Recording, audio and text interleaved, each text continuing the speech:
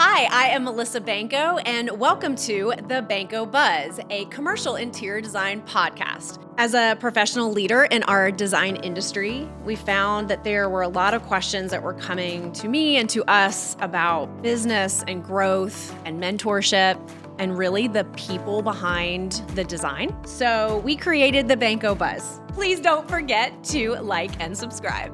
Thanks for joining us on the Banco Buzz. Hey, and welcome to another episode of the Banco Buzz. I am so excited to have a good friend and colleague here on the show today, Stacy Garcia. Thanks for joining us today. This is so fun. I mean, I love the whole studio setup. This is legit, Melissa. I mean, listen, season one, we're trying to still figure some things out, trying to figure it out here season two. So, hey, thanks for joining us. You're a busy lady and you are just making all sorts of things happen. Such an icon in our industry. So just really excited to sit down and just have a conversation with you today. Dive a little bit deeper into some hot topics that we've got going on here in our industry, leadership and vision and how to prevent burnout. And our listeners also just want to hear from great leaders like you on how you got where you're at. And honestly, it's great to also share some vulnerability about, how we got to where we're at. So we're going to dive right in and start hanging out. Sound good? Yeah. All right. So give us a little bit of a background on you for maybe those who are listening that don't know.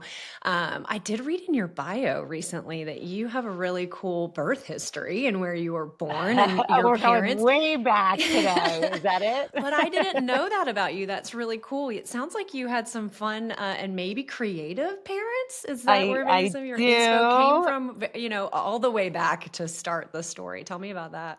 Yeah. Okay. So we're going way, way back. So in my bio, which is fun, my parents are former hippies, kind of still hippies in many ways. And they used to follow the Dead around, the Grateful Dead, on a motorcycle. So they were New Yorkers and they would go down to the Village and ride their motorcycle and go see the concerts, and got married and realized that if they were going to start a family, they needed to get it together. So my dad ended up in med school in Guadalajara, Mexico, which is where I was born. So I was born overseas.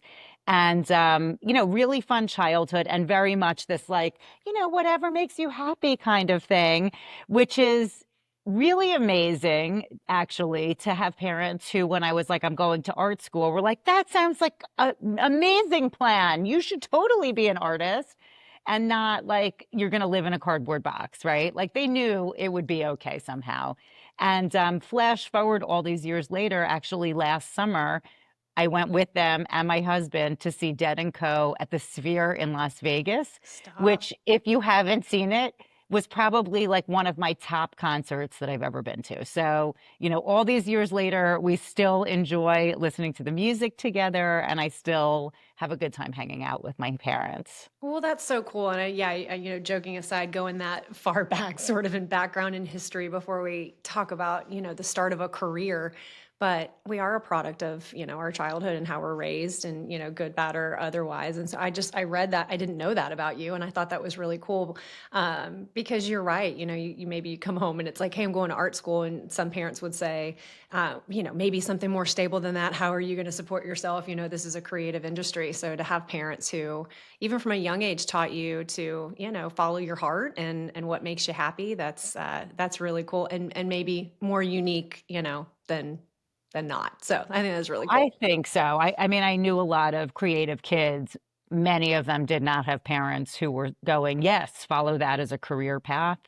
So I do feel really fortunate that I had people who didn't squash that dream. Well, It made a huge monetizing difference. the art, right? It's trying to figure out how you can feed your soul and that part of what's drawing you to it, but also, how to support yourself and your family. So, well, let's talk about that. So you decide that you're going to go to art school and you decide that you're going to follow this path. And what I think would be really cool to walk through is, talking to younger designers or girls and guys that are still in school, there is sort of this solo path that with ID, it's like, okay, I'm going to study and I'm going to go be a designer, right? And that's a fairly mapped out path for us.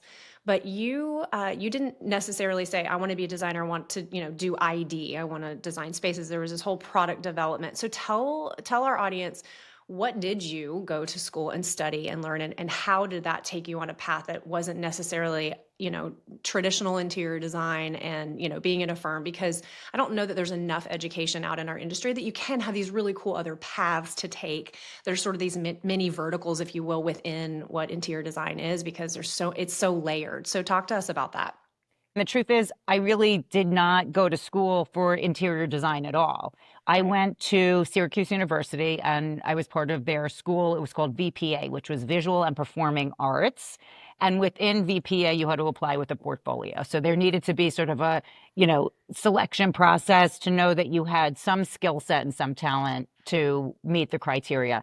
What was cool about the program is they started everybody from scratch. So once you were in, the whole freshman year was sort of a level set of like 2D design and 3D design and traditional drawing and art history, and just trying to get everybody onto some kind of basic foundation before we went and chose our majors. So it was kind of a nice opportunity, because then by sophomore year, we were able to play around with different things. So I had multiple majors before I figured out what I wanted to do.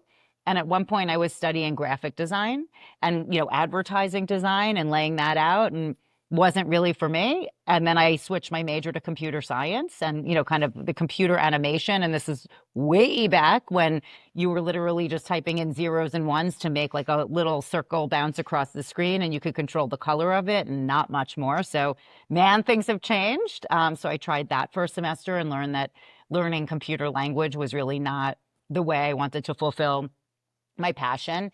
And then I stumbled on a major that was called surface pattern design, which doesn't even exist as a major at Syracuse anymore. It's now, I think, part of interior design or textile design, but they actually had it as a full-fledged thing. And so I was like, well, this is kind of cool. I saw one of my sorority sisters like sitting at her drafting table and like painting these little intricate flowers and these fish scale patterns. And I'm like, well, what are you doing? She goes, oh, this is my major. I'm like, really? Like, tell me about this major. What is this? Oh, yeah, we study applied pattern that goes on dishes, that goes on wallpaper, carpet, wrapping paper, any place that you might use pattern. And I tried a class and I loved it. It was just, it spoke to me. It was something that I could use these kind of painting skills and use the artistic skills, and then see a path forward, like you said, on how to monetize the art. And for me, that really became the basis of this concept of the difference between pure art and design. And really, for me, I've always said design is the intersection of art and commerce. So, you're taking this artistic talent you have and you're bridging the gap with design into commerce and creating something that's saleable and creating something that's not only a one of one and that you can take forward into the market. So I fell in love with this idea of surface pattern, and that's really where I started my career and continue this day, but it's obviously expanded, way further than only textile design. Hi, I'm Melissa Banco, founder and visionary here at Banco Design. Welcome to season 2 of the Banco Buzz, where we are focusing on all of the seasons that each of us go through in our career paths. We're talking to lots of partners and consultants and advocates for our industry. Tune in and follow us along this entire season. And also, you can find us on anywhere that you listen to your podcasts. Well, and I think there's a lesson there too, about exploring different avenues and what you are really, drawn to and not drawn to. And I think that that's a whole part of a season when you're, younger, or, even if you say, hey, career change or whatever, there's some discovery, and it's okay to try things and say that that's not what I thought it was going to be, or that's not what I thought the major was going to be, or I don't see myself doing this long term, and sort of being okay with that discovery piece. And again, I don't think we talk about that enough. It's like, this is, you graduate high school or you get out of school, and it's college for everyone, or whatever that, looks like with schooling. And it's okay to live in those years of discovery and trying things out. I did the same thing. I had way too many majors. I don't want to say how many times I switched, but it was, testing things out to see, do I thrive there? Am I excited about who I'm working alongside? Can I see myself doing this for a long time? And so I think that's good. I think that's a lesson, right? To try and see if those things work for you. And if not, there's, you try something else out, right?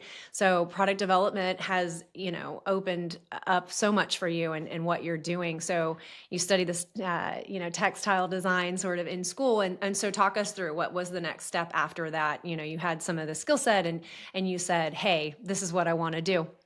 What's the Yeah. next step after school? Talk to us about that. Well, I think one of the pivotal, kind of life-changing opportunities for me was landing an internship at Ralph Lauren. So that was, one of those just luck, the universe, God, whatever you call it, that I got picked up to be able to spend a summer working at such a massive company and one that really embodied lifestyle. And so that was just truly like changed, I think, the course of my whole career when I was able to do that. And so it was on Madison Avenue. And when I got the job, you take the elevators up and everybody there, I guess, is getting great employee discounts because every single person looks like they should be in his catalog, like head to toe in Ralph. And it's funny because like I'm looking at what I'm wearing and I still don't fit the traditional Ralph aesthetic. Like I never did. I always had long nails. I was always like a little bit more artsy, but I got the gig. And what I loved about it is the elevators, you would go into a regular building. I mean, this was like any other big complex in New York City and lots of offices. But you would get to their level, whatever floor it was, I don't remember, 27, and it would open and the lights were dim and it would open up and you could smell it before you walked into it. It had a scent. There was a signature scent to the space. And you would go in and all of a sudden the ceiling, would like open up and they had 2 floors that they had carved out a huge section of to make it like a double height with a massive grand staircase. And you felt like you had just entered somebody's mansion. And this was, the experience that you had. And then, of course, you take your employee key card and beep it in and go behind, and it was like a light, bright studio. But the idea of lifestyle, you just felt it when you walked into this space. And so, for me, that was a moment of learning that you could create a feeling, you could create a mood, you could do so much more than create a pattern or create a fabric or create a wallpaper. You could really create a whole experience with design. And that's what that brand continues to do. And then the second thing I learned there was this idea of licensing, which I had never really heard of before. Again, this was kind of pre-computer programs where everything you're accepting the license agreement, now it's a common term. But 30 years ago, almost, it wasn't. It was, well, who is this? What is a license? And what are these other companies? And why does their vote matter? And it's like, well, they're the ones who produce it, and they're the ones who take on the inventory risk, and they're the ones who have to meet minimums in terms of royalties. And so just even the exposure at that level was eye-opening for me. And I built my studio under a licensing model. Well, tell us about that. So internship to business ownership and building this empire that you've built. Give us some feedback or some groundwork on how did you do that? Because that's a big step, right? And you and I have had some really great, super organic conversations just about leadership and growing a studio with lots of other creatives and what all that entails. So from internship and having this great experience to building what Stacy Garcia brands are today, how did you do that? So there was 2 jobs in between, so I didn't go from intern to owner. There was a couple of stepping stones in between that really helped to give me, again, enough knowledge to like be dangerous, but not enough to be scared. And I think, that was sort of, to some extent, the beauty of starting early. So I ended up working in one of the textile buildings in New York after Ralph. There were 2 main buildings that housed almost, the whole textile industry. And so it was funny because from my first job to my second job, all I had to do was like go up 3 floors on the elevator and you can get hired somewhere else, which is what happened. And what floor am I going to? It's like exactly, I know. So anyway, it was fun because I worked first for a company that isn't in existence any longer, but doing bedding for retail. And then from there took the, elevator up 3 floors and took a job at Richloom in their hospitality division. And it was a cool experience because, again, it was another thing that I had never heard of. So just being open to these opportunities. And I went, well, what's the difference between a, textile designer for residential and a textile designer for hospitality? Like, I had no idea that that was a separate vertical, a separate industry with separate codes and a different aesthetic. But I got hired for the job and I took it. And I got to travel with our sales team. And it was eye-opening. I mean, back in the day, there was pattern everywhere. Like today, we're very much in a sophisticated marketplace. And, I'm starting to see pattern come back, which is really fun. Not necessarily so much on the textiles. Like, we were doing patterns for bedding, for the draperies, everywhere that you looked, and everything was themed. So like imagine Las Vegas hotels back in the day where, it was, you had the Paris Hotel and everything looked like that. Or, when Mandalay Bay actually had tropical design, all of these things were themed out and the whole industry looked like that. So it was a lot of fun. From there, really, like, my catalyst was I got pregnant with my first son. So I was married, I got pregnant with my first child, and I knew I wanted to go off on my own. So, for me, it kind of like, it wasn't if I was going to start a business, it was when. So I started, I took a class at night called Going Indie at FIT with these two women who were really breaking down the basics. Like, again, at that time, you couldn't ask ChatGPT or Google how to start a business.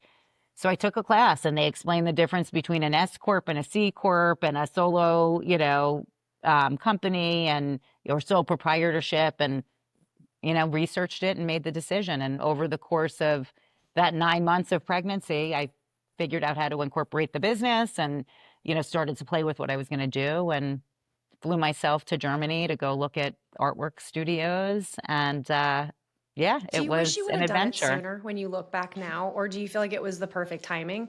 And is there No. value in all of that goodness that you had with internships and jobs and all of that? Did that really set you up for success? Or do you ever look back and say, I wish I would have done it sooner? No. So to give you context, I was 26 when I incorporated my business. So I don't know how I could have done it sooner. I feel like I started at the right time. In hindsight, maybe it would have been better to have a little bit more experience under my belt. Or in hindsight, what I know today is, in this day and age, it's probably almost easier to buy out a business than it is to start a business, because you're buying all of the knowledge, the customer base, the foundation, the vendor relationships, their systems. Even if their systems are old, you buy a foundation, where it took me probably the first decade just to start to get that foundation really properly laid. And then it took the next 20 years, to build upon that and to be able to hire the seasoned people that are now on my team who have a lot more experience than I do, who have helped me get to a different level within Libatex. And Well, and it's that's been all in who fun. you're building your companies with, right? Who's your biggest inspiration, your biggest go-to, who really is, sort of your right-hand person, or someone who you really, really value. Maybe there's more than one person, but who's your biggest influence, your biggest advocate that helps you even day to day, even as you continue to build your Yeah. empire? And I'm lucky. I mean, I do have a really solid leadership team at this point. And there, like you said, it's not one is more important than the other. It is a system that works together, and we need all of those people to make it work. So, it's been a learning lesson and continual learning over the years, to get to this point. But yeah, I couldn't have started any sooner. I didn't have any money at that point anyway. So, that was a challenge. And I'm glad I at least had a few years of experience, because, I had connections and relationships. And I'll say, for those who are listening, don't sleep on the relationships you have. I mean, your network truly is the path forward to success. And even if it's not a first connection for you, it's like, who does your network know that they can help you open the door to? And those were the things that were game changing. I mean, the vendor relationships I had put me in business. Those are the people I called to say, hey, I'm starting this thing. Would you support me? Would you give me credit terms? Would you lower your MOQs so that I don't have to buy 1,500 yards of a, style and bring it in, because that I wouldn't have had the money to do it. And Yeah. that made all the difference. Well, and you don't ever forget those folks, I will say, who are willing to take maybe a little bit of a risk, or kind of go Yeah. out on a limb and help you before the name is a name. So you're right; it's all about people and those relationships. And again, there's folks who took risk on us, but believed in us. We had a fire in our belly, and I know that you did too. We're talking about these great successes and the steps along the way and all that, but this is not easy. Building a company is not easy. Leading is not easy. And I think there's an extra layer of complexity when you are building and leading with other creatives. Yeah. There's a lot of emotion behind what we do. There's a lot of passion behind what we do. And again, that's sort of that fire and that grit. How do you refuel? Like, what does that look like? You're a busy lady and you're doing so much. How do you stay inspired, and how do you keep that fire lit? It's funny. I had a call with our ops director this morning, and she said to me, I feel like you need to take 6 months off and go on vacation. Did that make you want to throw up? Because I feel No, I like said to her, I'm so glad you said that, because right now it looks like I'm taking the month of August, there you go. I'll do which one. I'm I've not doing never done six. before. And I said, I do have a sales meeting in between, so it won't be 100% vacation, but I'm hoping it'll be like 90%. So that will be a first for me. So I'm nervous and I'm excited, and we'll see what happens. Well, and there's good in trying to unplug anyway, and sort of getting your head clear. But you have to draw inspiration, as an artist and creating things. So, is there Yeah. any tips and tricks for those who, it's a funky market right now in real estate, it's a funky market in ID. And so we talk a lot about just how to stay inspired and to not be beat down. Sounds a little, a little aggressive, but there's Oh, just a lot that's you thrown you at got to you. get How do you out of your stay? desk. You have Yeah. to get away from your desk. You're Yeah. not going to find inspiration on Pinterest. I'm sorry. And as Can you say much that again? as, Can you repeat that yeah, for you will. All right, listen to me. Okay, say it again louder for the people in the back. me? Yeah. You will not find inspiration on Pinterest. Get off, get It's somebody away from else's your desk. ideas. And even on the AI apps that we've been using, and we were early adopters, and we were playing with Midjourney when I had to set up a Discord server just to use it. So, tech doesn't scare me. I love it. I mean, we embrace it. And there is inspiration in there, to be able to lean into new tech and create things that you couldn't do before. But you've got to be the one prompting it. You have to be the one giving it the ideas. It's not going to give you the ideas. Right. So for me, the best way to be inspired and stay inspired is to get out from your desk, get out from your home. You don't have to go far. You can go down to a local art show. You can go down, wherever that is around you. There's always cool creative energy. So you have to just go find it. And, it's funny, we live in a relatively small town outside of a really big city. So I'm in the suburbs of Manhattan, and we're about 30 miles north of the city. So it's not hard for me. And I do try to take the opportunities to get in and go see the shows, get in and go see a showroom, go see an art show, go see an exhibit, go to the botanical gardens and see the orchids that are in bloom. There's always places that you can get ideas and inspiration. But even in my small town, there's this like old farmhouse that they converted into, like, they call it like a little museum. And there's a rotating show once a quarter. So like I went and saw an exhibit on doll houses. And just to look at these little antique things that have been around for a long time, that somebody spent hours and hours putting together, these tiny pieces of furniture and setting up the rooms in the dollhouse, you walk away with inspiration. You walk away with an emotion from having seen it and smelled it and being part of it.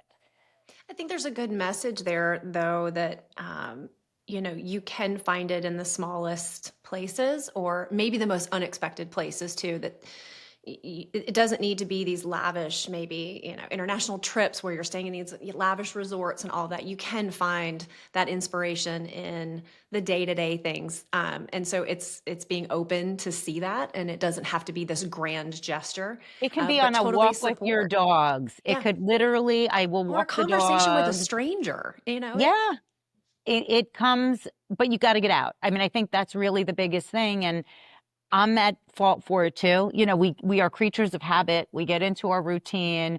We think we're showing up. You know, we showered this morning. It's a win. You know, it's like, and it's hard because I do think COVID created, and I hate to talk about that, but it changed the way we work and it changed our expectations and it gave us connectivity that we didn't have. And this new round of tech is also going to massively change the way we work. It's already impacting in the best way possible, I think, but the efficiency at which we can do things, the speed at which we can do things, the level at which we can do things that we could only dream about Right. a year or two ago. So But it's got to all of start with an that, original thought. It's meant to be a tool and a resource to sort of multiply, absolutely, an but it's original concept. changing how we do, right? So we're used to being able to do this. I can roll up, roll down my stairs, sit in my office, jump on a podcast, see my friend's face, talk about great things that hopefully inspire some people. And I never have to leave the house, right? Like all I had to do was plug in my ring light off to the side so you didn't see the reflection. And it's like I've accomplished my day. I made my coffee in my kitchen. I didn't need to go to Starbucks to do that, and then I can watch a movie tonight on my couch and make popcorn in my microwave and have this whole life experience and literally never leave my house. And you do that and it gets stale. And you think, sometimes, oh, I think I'm inspired because, wow, the movie that I saw, whatever, oh, the Wes Anderson film that we just watched. Wow, wasn't that cool how he was able to control the color palette and all the quirkiness? And yes, you can completely be inspired, and trust me, I am.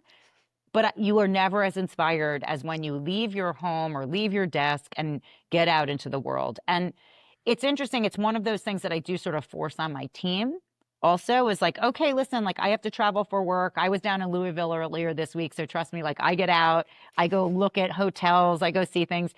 But I had, some of my team members like, okay, well, I'm signing you up. You're going to go to ICFF. So I'll be gone. You're going to cover the trade show. Like, go be inspired. Go see what's happening. Go take pictures, Well, and we're creating spaces and experiences for others. So we have to stay current on what that is and how that human interaction piece really layers into design and product and how people interact with product, how they, are seeing things and how that integrates in as a small piece to the bigger puzzle. So it really should be our responsibility to stay on the up and up to do that, right? So I agree. Get out behind the desk, I'm going to say one other thing. This is going to sound really woo-woo, but my fear with the new technology is that we become so reliant on it that we stop remembering the emotion and the download that happens when you're a creative person. Yeah. Because my belief is that there's really not a huge difference between people who consider themselves creative or artistic and people who don't. The real difference is the ones that consider themselves artistic and creative are more open to getting the download from the universal energy. They're just, however they do it, they're more open to receive that download and then act upon it. And that takes stillness, that takes quiet, that takes moments to go out for the long walk. It takes moments to, really pour into the things that do inspire you, because that's where the trigger points happen. That's where you're like, ooh, that shadow would be a really cool whatever, fill in the blank. It doesn't have to be a fashion show. It could literally be a shadow. It could be a feather. It could be whatever it is. And then the ideas kind of flow into you. When we get too reliant on leaning into tech first, we numb that ability. So, whoever's listening to this, please, for your own sake, for the sake of humanity, for your artistic flow, for the people who will experience your design and the things that you're meant to bring to the world, use tech, like lean into it, use it for the tool that it is, but don't ever be so connected to technology that you don't unplug, because it's in that unplug, it's in that space of quiet and discovery, like you said, where all of that magic happens, where your ideas really are given to you. Well, and talk to us about, you've created this really strong brand. You've built an amazing team. You've brought so much to the industry.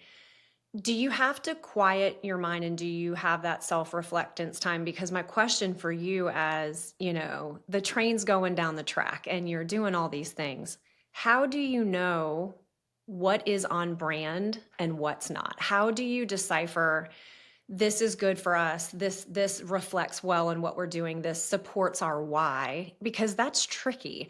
It's Yeah. and I will say, like, an add-on to that, and I'm speaking from personal experiences, you know, between sort of your business mind and that creative mind, sometimes it's like that'll sell well, or I can sell that, right? Versus this is on brand and this feels like it's part of the greater agenda. How do you decipher between those two things as a leader? I think you need both. So again, coming back to where as designers, our job is to be the bridge between art and commerce, like we talked about, Yeah. which means you still have to get to commerce, Hmm. right? The goal is not to be a starving artist. The goal is to be the translator of the cool things, the things that are on brand, the things that you think are amazing, and then marry that in a way that's able to be received by people.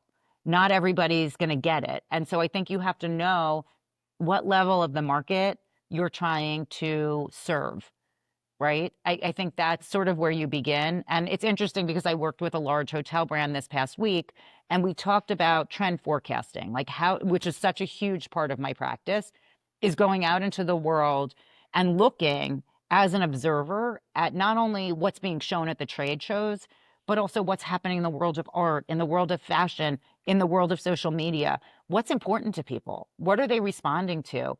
And so we talked about before you can make a decision or guide any number of your brands forward, any one of these new hotel concepts or existing hotel brands forward, you first have to identify who is your guest. So, who is the target audience that's going to stay at that property, at that brand, at that level, and then get into their heads. What are they driving? What are they reading? Where are they eating? Where are they shopping? What kind of jobs do they have? Do they have pets or not? How many kids do they have, if at all? What's their demographic? And more than just how much money do they make, more than just where are they kind of on the socioeconomic scale, but all of the stuff that makes them tick so that you can build an experience that meets their needs.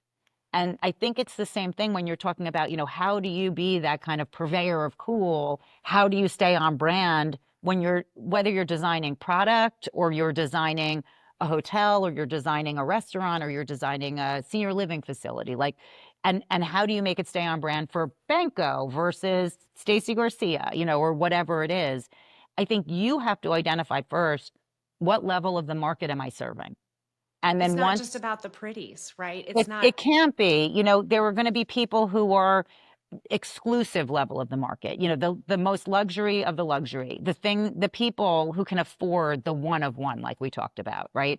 They want the best of the best. They want something nobody else has. They want something nobody else can necessarily afford, and they're willing to pay for it. And you've got to be able to bring the level of quality, the level of service, the level of uniqueness that speaks to them.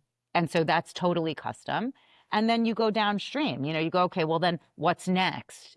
Who's that level of client that I'm serving? And you've got to build your product, again, whether that's a fabric or a finished interior, to a level that makes sense for them. In my world where we're talking product, like you said, okay, well, I could sell that, but wow, that's cool. I'm going to quote Tom Felicia. I don't know if you know who he is, Oh but yeah. he's a New York designer. He was on TV. He was like one of the original cast of Queer Eye for the Straight Guy. I was on a panel with him. He's another Syracuse grad, by the way. I was on a panel with him recently at High Point, and he said something that really resonated. So I'll share it with the audience, which is this. When you're designing product collections, he said he always looks to have an editorial piece. He's like, the rest of it, you got to be able to sell. But you need one or two like editorial quality pieces that you probably will never sell, or maybe you sell one or two, but it brings people into the showroom.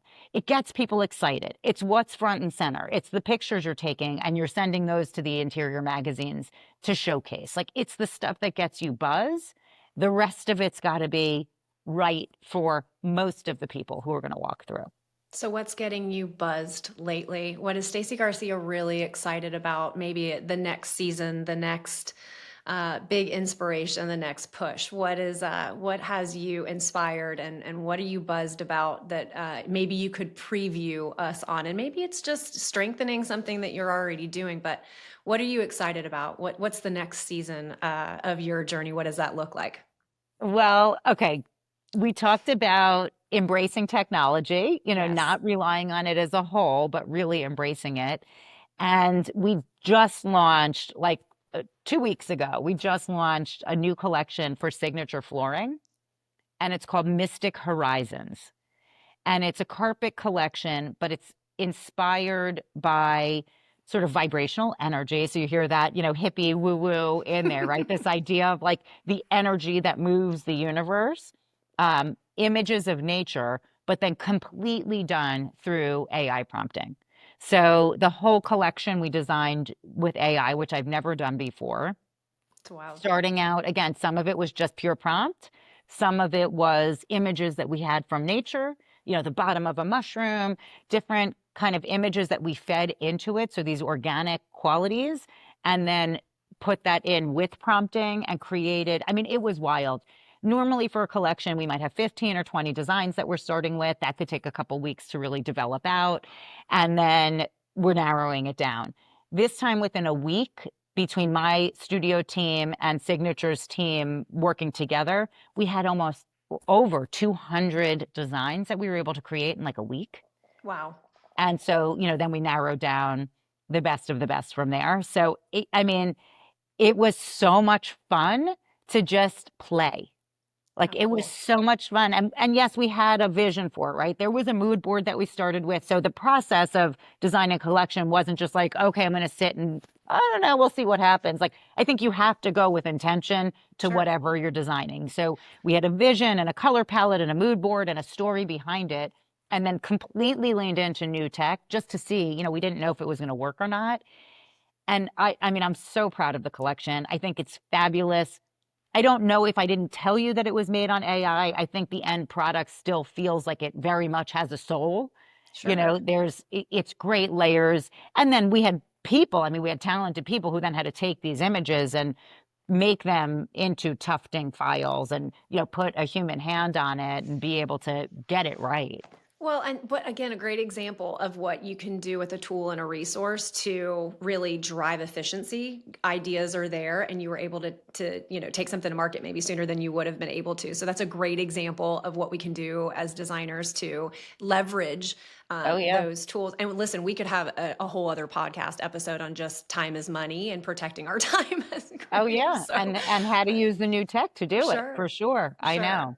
Yeah. Well, listen, there's we adore following you. You are such an inspiration to our industry. There's many topics that we didn't even get to today, so maybe we need to do a version 2.0 with you, just on mentorship and leadership and just everything that you're doing to propel this industry forward. So again, time went like that today in chatting with you, and we can't thank you enough for coming and hanging out with us on the Banco Buzz. So maybe we do an episode 2 and we can chat some more. So thank you so much for hanging out with us today and giving us some insight of what Stacy Garcia is up to these days. So we'll talk very soon. How about that? Thank you.